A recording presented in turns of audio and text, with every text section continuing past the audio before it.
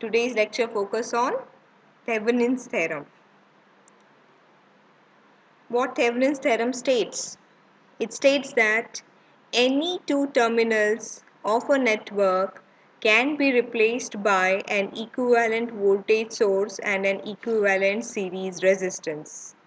It means that if we are being given with any network, we can replace, and we have been asked to find current through particular element of that network.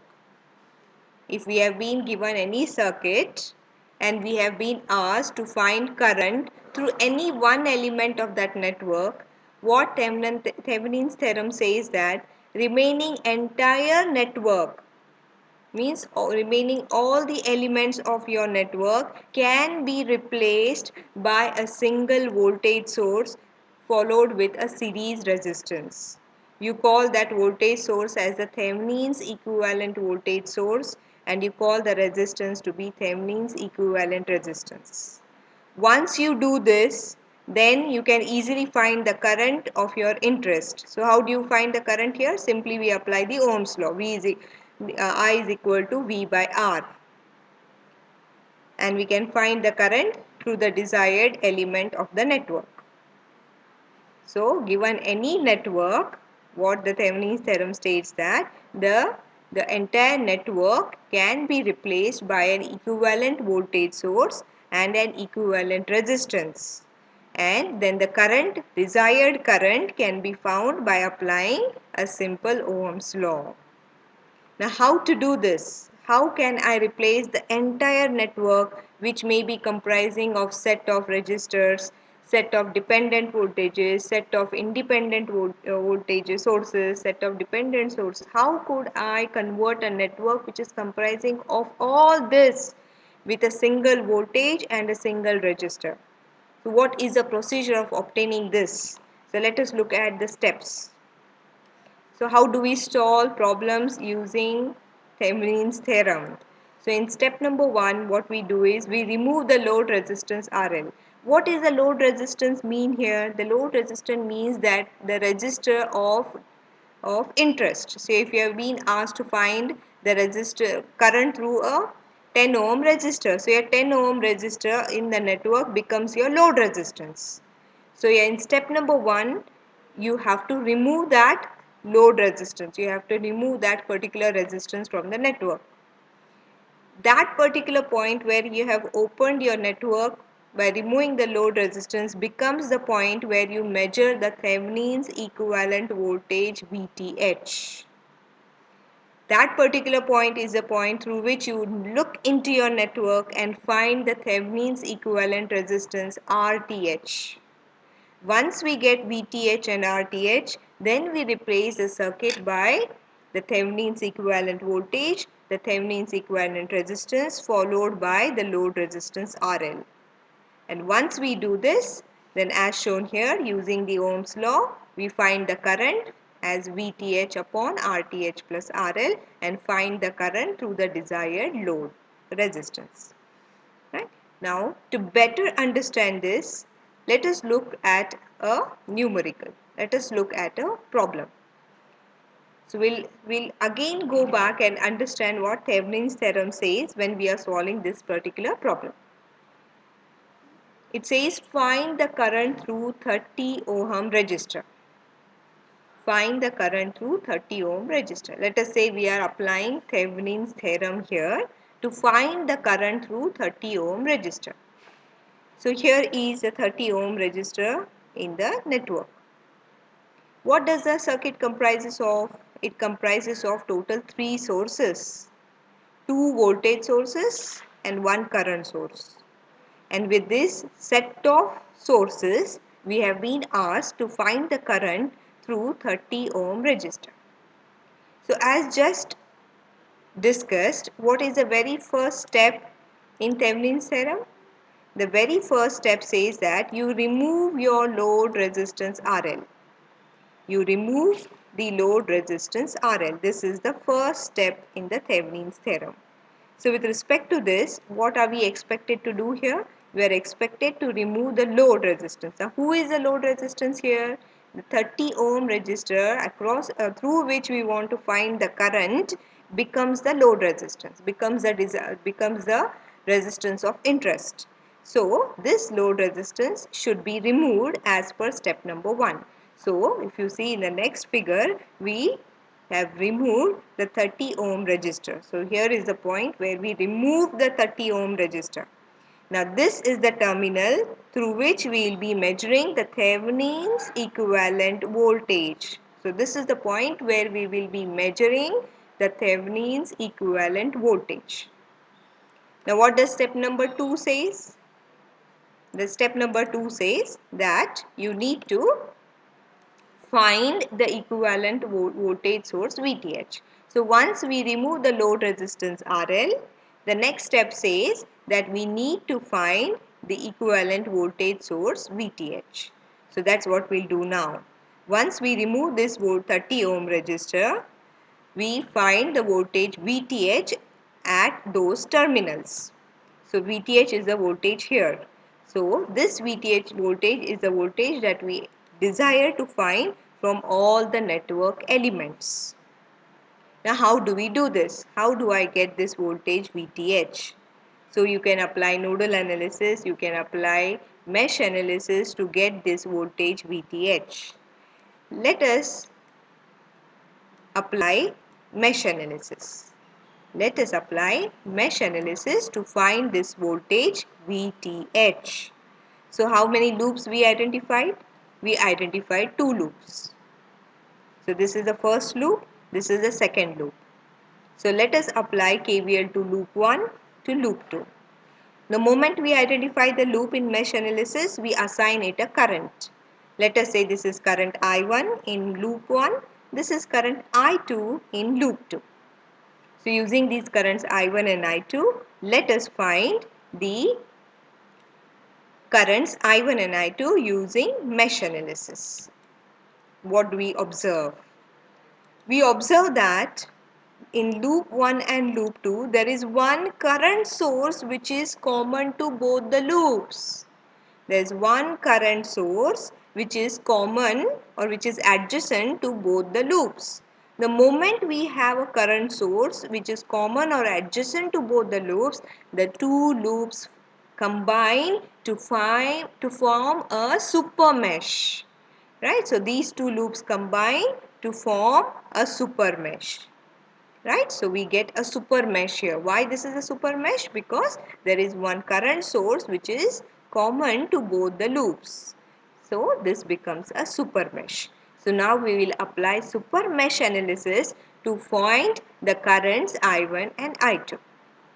Now what is super mesh analysis? In super mesh analysis, instead of applying KVL to loop 1, instead of applying KVL to loop 2, we will be applying KVL to the combined loop formed by the two loops. So this is the path, right? This is the path which forms a super mesh.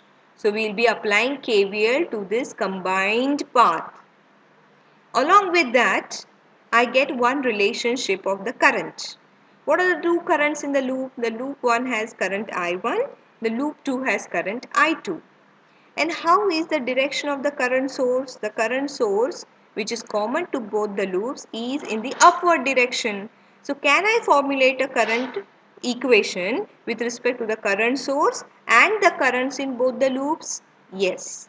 The current equation that we get would be, look at the direction of the currents I1 and I2.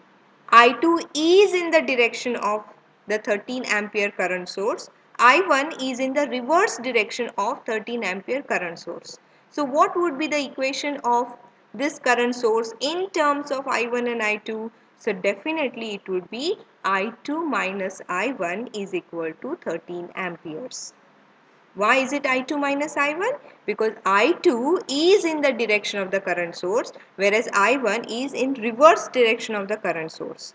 And hence 13 ampere can be represented as I2 minus I1. So the first relationship which I get from the super mesh is the current equation I2 minus I1 is equal to 13. Now in the next step, we will apply KVL to the super mesh. So we'll be applying KVL to the combined loop formed by the two loops. So we'll be applying KVL to this path which we call as a super mesh. So let us start with the 150 volts voltage source. So it is 150 minus 15. What is the current through this 15 ohm resistor? I1. So minus 15 I1 minus 60 I2. I2 is the current through the 60 ohm resistor. So minus 60 I2 minus 40 I2. I2 is the current flowing through 40 ohm resistor. So minus 40 I2 is equal to 0. So this becomes the KVL equation for the super mesh. So when I closely look at the KVL equation, we observe that the equation is in two variables I1 and I2.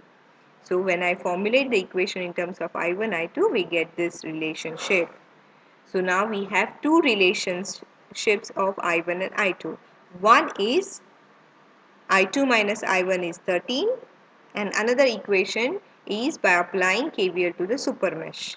So I have two equations in terms of I1 and I2. So we can apply simultaneous equations to solve the current and get the currents I1 and I2. So here a simple simultaneous equation has been shown to you. We pick the equation 1, we pick the equation 2. When we observe both the equation, we saw that this could be multiplied with a coefficient 15. So the moment we multiply 15 to the first equation, the term I1 can be cancelled, I2 gets added here, and hence we get a current equation of I2. By solving the simultaneous equation, we got the current equation for I2. Right? Am I interested in both the currents to get VTH is the question. Right? What currents are useful for me? Finally, the intention is to find VTH. What currents are useful for me to find VTH? So, to find that VTH, let us look at the third loop. So, let me assume that there is some voltage source here which we call as VTH. Our intention is to find VTH, right? So, to find this VTH, we will now assume that there is some voltage source here which we call as VTH. So, I can now formulate a KVL equation for this particular loop.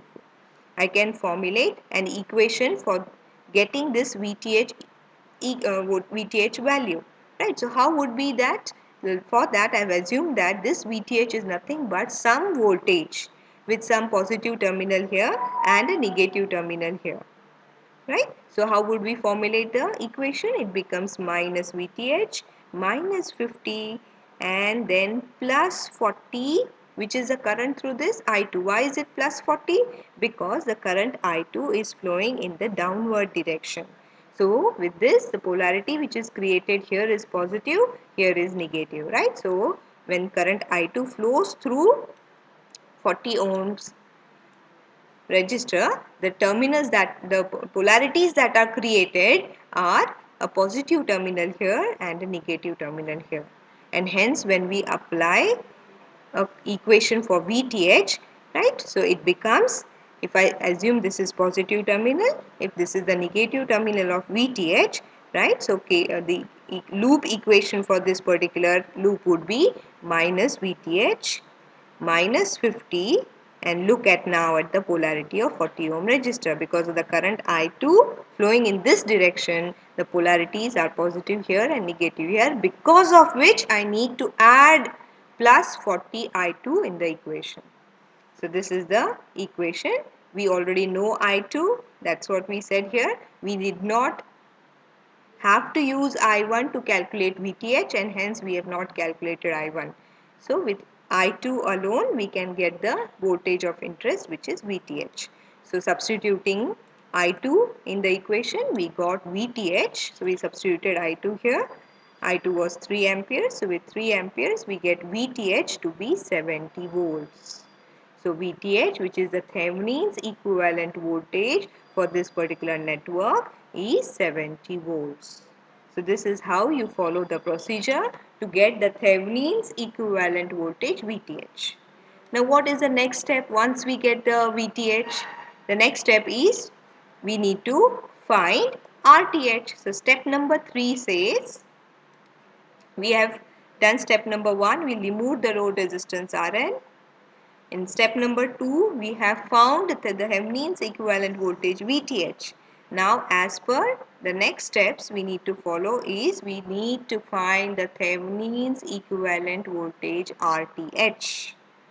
We need to find the RTH. So, what is the procedure to find RTH? Right? How do we find RTH now?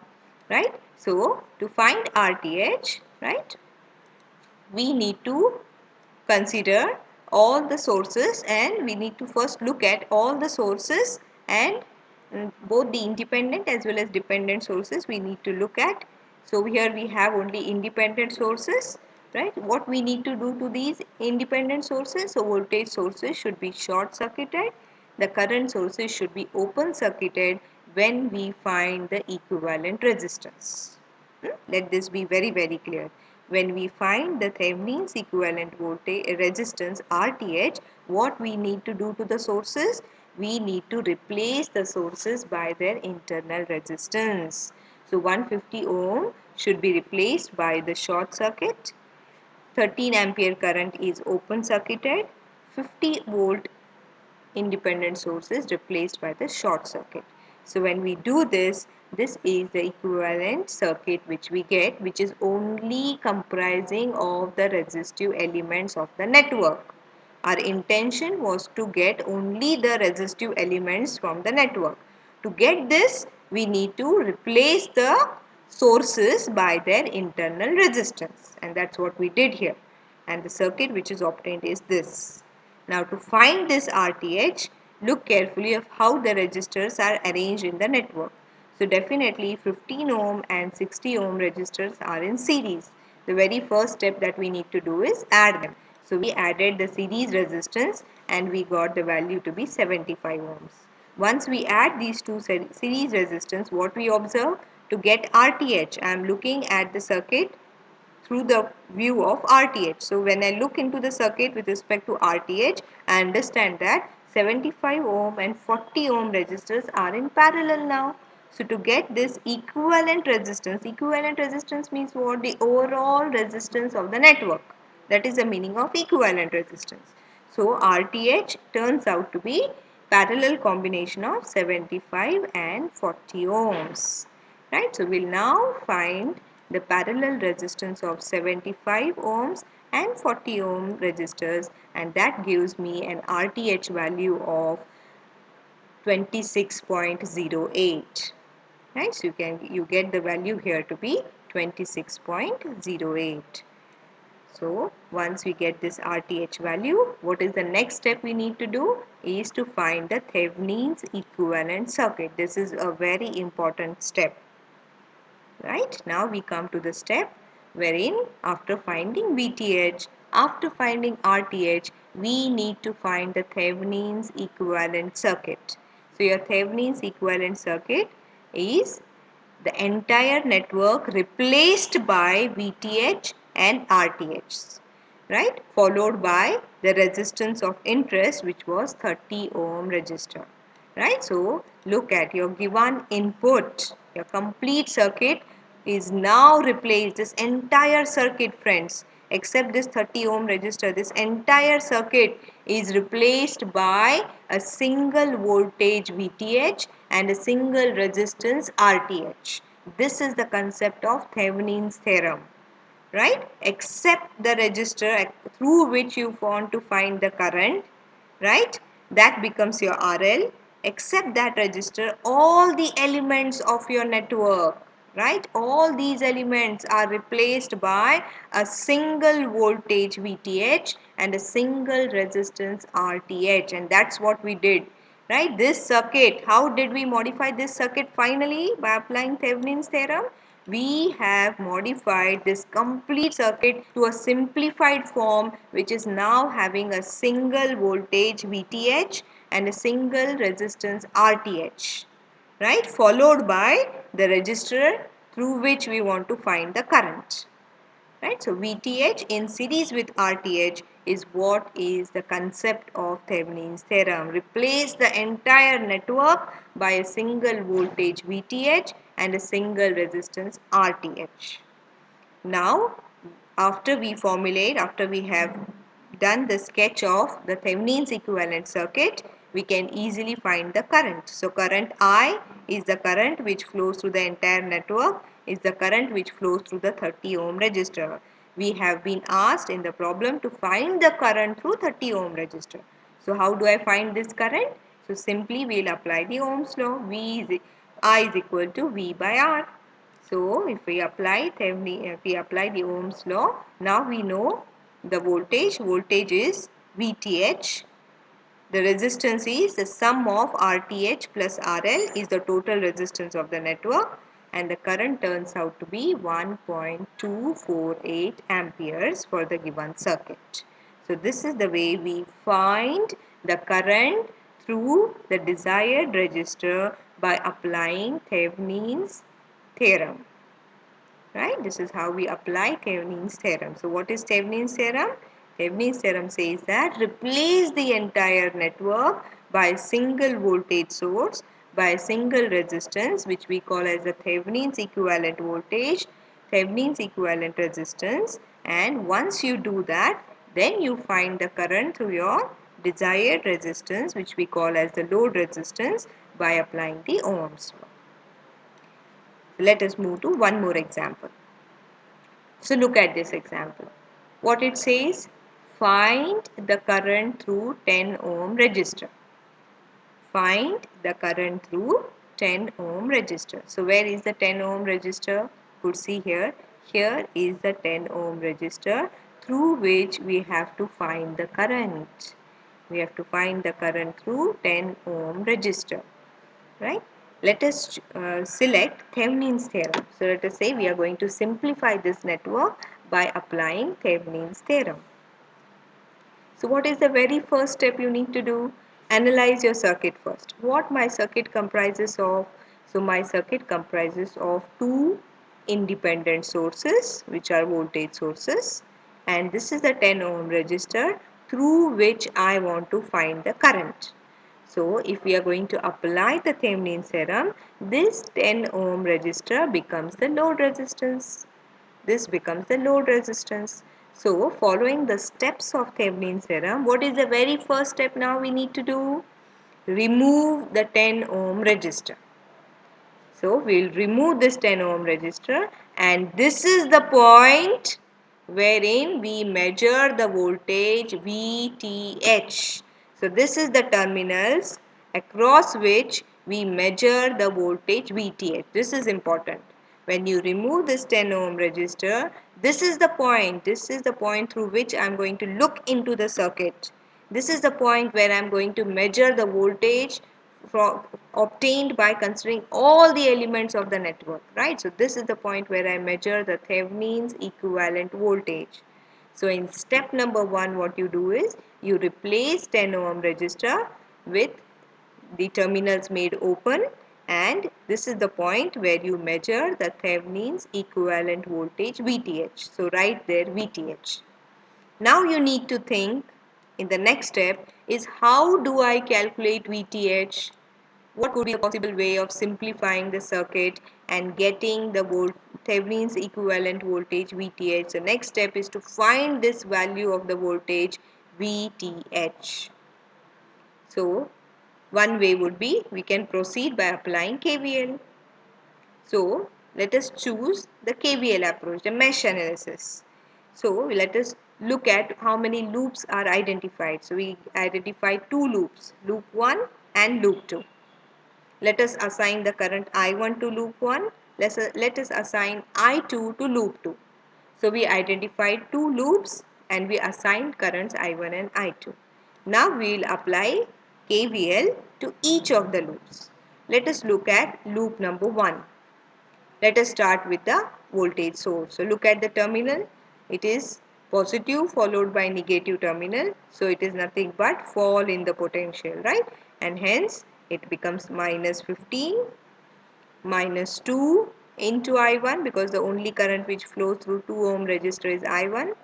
When I come to 1 ohm resistor, we identified that there are two currents which flow through this. One is I1, one is I2.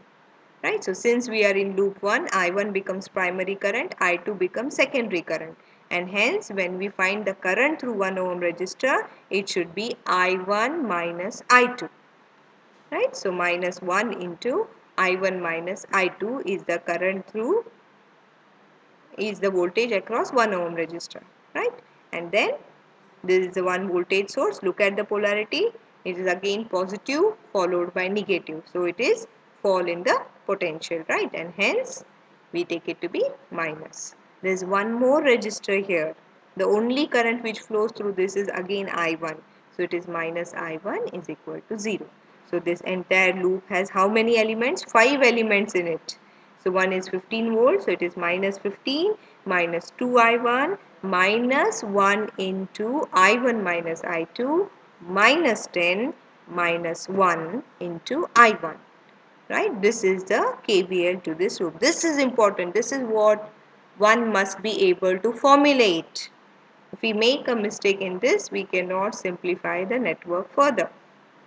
So, correct formulation of the KVL equation is essential.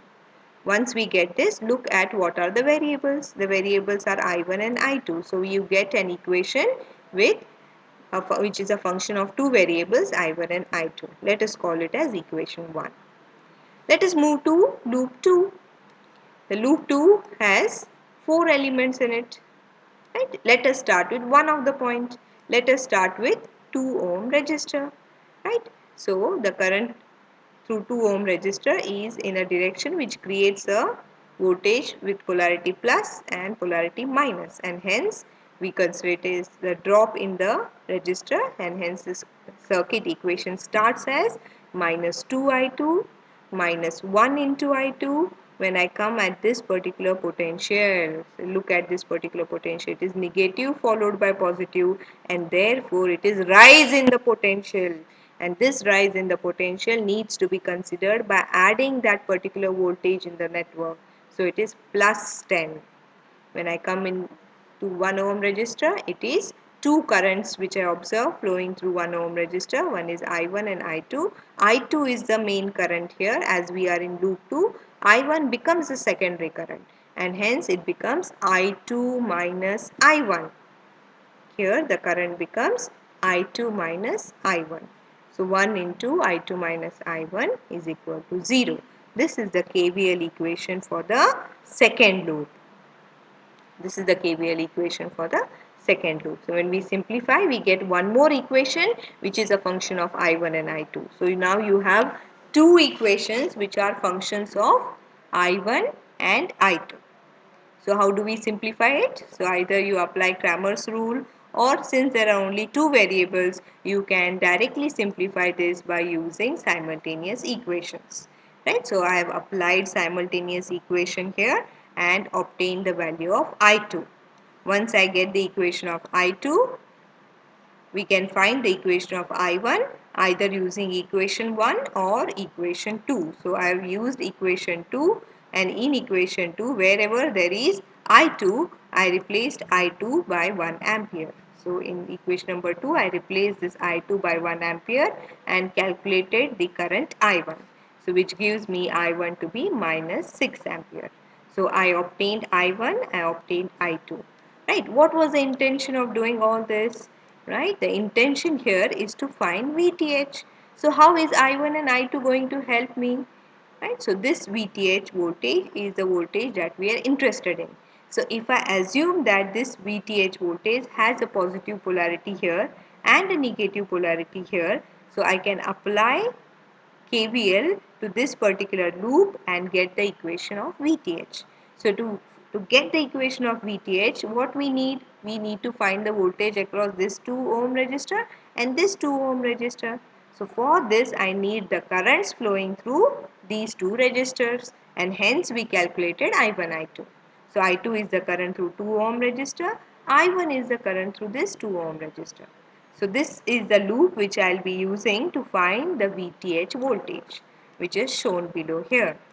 So once we get I1 and I2, the next task is to find the VTH voltage. So let me assume that this particular terminal of VTH is plus, this particular terminal of the terminal is having a negative potential, right? So VTH is the potential which is generated across these 2 points with polarities plus and minus. With this assumption, we'll apply the loop equation to the VTH loop, right? So once we apply the loop equation, what do we get?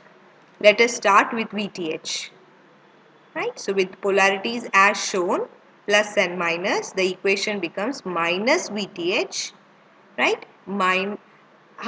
This is a very important step now. So before I formulate the equation, write the polarities of these two registers which are going to come in picture in this particular loop, right? In this particular loop, these two registers are going to play a very important role, right? So first of all, look at how the potentials are created across these two registers. So with current I2 flowing in this direction, I2 is flowing in this direction. So when I2 flows in this direction, the potential which is created across this 2 ohm resistor is plus and minus. How does I1 flow through this 2 ohm resistor? It flows from left to right. I1 flows in the direction of left to right. So with this current, the potential which is created across this 2 ohm resistor has a plus polarity here and a negative polarity here. These polarities will help us to formulate the equation for the VTH loop. So for this loop, these polarities will help us to consider the direction of the currents, right? So when I calculate the VTH loop, when I apply the equation to this VTH loop with these polarities assumed plus and minus, the equation starts as minus VTH. When I come to this 2 ohm resistor, what do I observe? We observe here a minus followed by a plus, right? And therefore it is rise in the potential. So this rise in the potential should be mentioned as plus 2 into the current which flows through this as V2.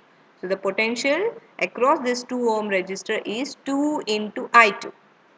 When I now come to the next element, look at the potential again. The potential is with a positive terminal here and a negative terminal. So when I come in this direction across this 2 ohm resistor, it is negative followed by positive. Hence it's a rise in the potential, and hence when we consider this potential in the equation, it should be plus 2I1 is equal to 0. Right? I'll repeat once again. So this potential is plus and minus. So it starts with VTH as minus VTH. It becomes plus 2 into I2 is the potential across this 2 ohm resistor plus the potential of this 2 ohm resistor, which is plus 2 into I1 is equal to 0. So with this we can get VTH. We know now what is I2. We know now what is I1. By applying KVL to loop 1 and 2, we have identified I1 and I2. So substitute your corresponding currents I1 and I2 and we get VTH to be minus 10. The value of VTH, the equivalent resistance of the circuit is equivalent potential of the circuit is minus 10 volts. So VTH turns out to be minus 10 volts. Now the next step is to find the equivalent resistance. Step number 3 is to find the equivalent resistance of the given circuit. So what is the procedure? The very first step is you remove your 10 ohm resistor and replace it by RTH, because RTH is what I want to find. I am going to look at the circuit from this window, right? So here is RTH where I need to find. We opened this 10 ohm resistor and what do we do to all the sources? To find RTH, all the sources should be replaced by their internal resistance. Whenever we find equivalent resistance, what you need to do to your sources? All the sources must be replaced by their internal resistance. So what we did here, we replaced this 15 volts by short circuit, we replaced this 10 volts by short circuit, right? And hence the circuit modified to this form. The circuit modified to this particular form. So I need to find what is the single resistance of this entire network. Equivalent resistance means what are we intended to find? I need to find only a single value of the resistance. Now there are nearly 5 resistances in the network. Finding RTH means finding a single resistance of this entire network. So how do I simplify this complex circuit? This circuit looks quite complex. How do we simplify this? So if you look carefully, this particular network of 2 ohm and this 2 ohm and this 1 ohm is forming a particular network. So this is nothing but a star network. These 3 registers are in a form of star network. To simplify this and get a single value of the resistance, what is the very first step that we do is we'll convert the star network into a delta network. We'll convert this star network to a delta network. It means that we are going to do star to delta transformation. We are going to do a star to delta transformation. Right, so let us look at how the circuit would look when we apply star to delta transformation. So right now the circuit is in the form of star network. So this is the 2 ohm resistor, this is the second 2 ohm resistor, and this is the 1 ohm resistor. So when you look at this separately, you can clearly understand that yes, it forms a star network. So we are going to convert this star network into a delta network, which looks like this. So to get the delta network from the star network, it is essential that you calculate RA, RB and RC. So we are going to apply star to delta transformation. So when we apply star to delta transformation, there is an equation of these transformations that we need to use. So what is the equation of RA? RA is the equation of star to delta transformation is R1 R2 plus R1 R3 plus R2 R3. Multiply all these registers with a pair, right, and divided by R1. So this is the star to delta transformation equation to get RA. Why R1? R1, the simplest way to remember would be R1 is simply the register which is opposite to this. So if I overlap these two, which is the register which comes opposite to RA? Definitely it is R1, and that's why it is R1. This is the simplest way in which you can remember the equations. So R1 R2 plus R1 R3 plus R2 R3 divided by R1. So when we substitute, we get RA to be 8 ohms. Similarly, we will now find RB and RC. So what would be RB? RB is again the numerator is same. Which is the resistance which becomes opposite to RB? So RB comes here. So the resistor which is opposite to RB is R3. So put here R3, right? And you get here 4 ohms. RC, right? The numerator is again the same, right? This is RC. If I overlap it here, your RC comes here. So which is the resistor opposite to RC? It is R2, and that's why you divide by R2. So this is the way you get RA, RB, RC by applying star to delta transformation. Once we get RA, RB, RC, the next task is to replace this star network in the circuit by the delta network. So we are going to replace these 3 registers which are forming a star, and we are going to form a delta network here. So by replacing R1, R2, R3 by RA, RB, RC, we are going to form a delta network. So how the circuit gets modified? So your circuit gets modified in this form. So here I have put your delta network. So here is your RA, RB, RC. Right? The remaining 2 registers, 1 ohm and 1 ohm, are as it is. Right? You can see here. These 2 registers, 1 ohm which is here, and this another 1 ohm which is here, they are kept as it is. These 3 registers are replaced by RA, RB, RC. 1 ohm and 1 ohm, they are kept as it is after we replace this by delta. So your circuit gets modified when we put the delta network, this delta network RA, RB, RC, by replacing these 3 registers, you get a network which is this. Now the things become simpler to understand. Now the network has simplified when we have done the delta transformation. So we simplify this particular network. So if we closely observe this network now, if we look at the network from the view of RTH, we understand that 4 ohm and 1 ohm are in parallel. These two resistors are in parallel. Similarly, 4 ohm and 1 ohm, these two resistors are in parallel. Right? So we have obtained a parallel combination of these two resistors. We have obtained a parallel resistance of these two resistors. So first thing what we will obtain the equivalent parallel resistance of these. So we will obtain the parallel combination of these 4 and 1 ohm resistor. Since the values are same, we need to calculate it only once. So the equivalent resistance comes out to be 0.8. What is the next step now? Replace this parallel combination by a single resistance of zero point 0.8. So we'll replace this parallel combination by 0.8. We'll replace this parallel combination by 0.8, and hence the circuit now simply reduces to a form which is this. Right? So we have a combination by 0.8 and 0.8. So these two resistors are now in series. So we can add it and get the equivalent resistance as 1.6 ohms. Now this 1.6 ohm is parallel with 8 ohms is the overall equivalent resistance of the given circuit.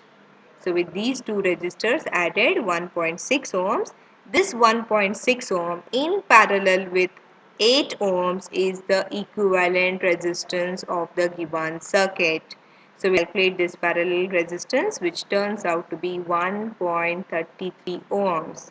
So RTH is 1.33 ohms. So what we understand here is that the given circuit, which was comprising of 5 resistances, right? One circuit which was comprising of 5 resistances now has equivalent resistance with a value of 1.33 ohms. So this particular circuit is now simplified to a single resistance 1.33 ohms, which we call as the Thevenin's equivalent resistance.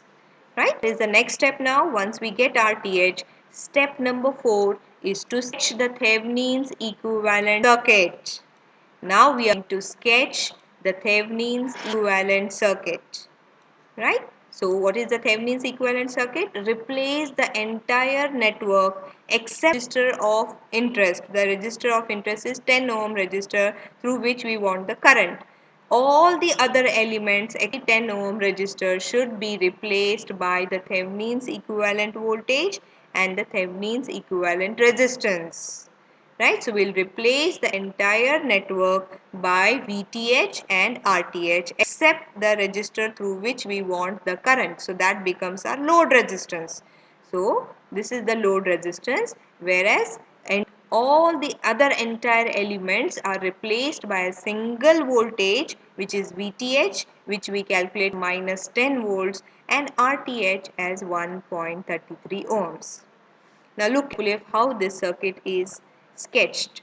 Since VTH is minus 10 volts, look at the polarity of the battery in the interconnection. So since VTH was having a negative polarity, the battery the representation here for VTH is having a reverse polarity. Right? So a negative terminal and the positive terminal below. So we have reversed the polarity of the source to indicate minus 10 volts. VTH value was minus 10 volts. So we reverse the polarity of the source to show minus 10 volts. Followed by the series resistance RTH and then the load resistance RL. So this is the Thevenin's equivalent circuit for the given problem. Now using this, we will find what was the desired task for the given problem. Current through the 10 ohm resistor. This was the problem task. Find the through 10 ohm resistor.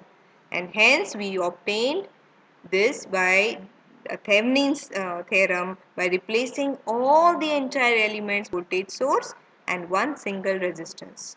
We'll apply Ohm's law here, right? And we get the corresponding current through the resistor to be 0.882 amperes, right? A negative sign here shows that the current is in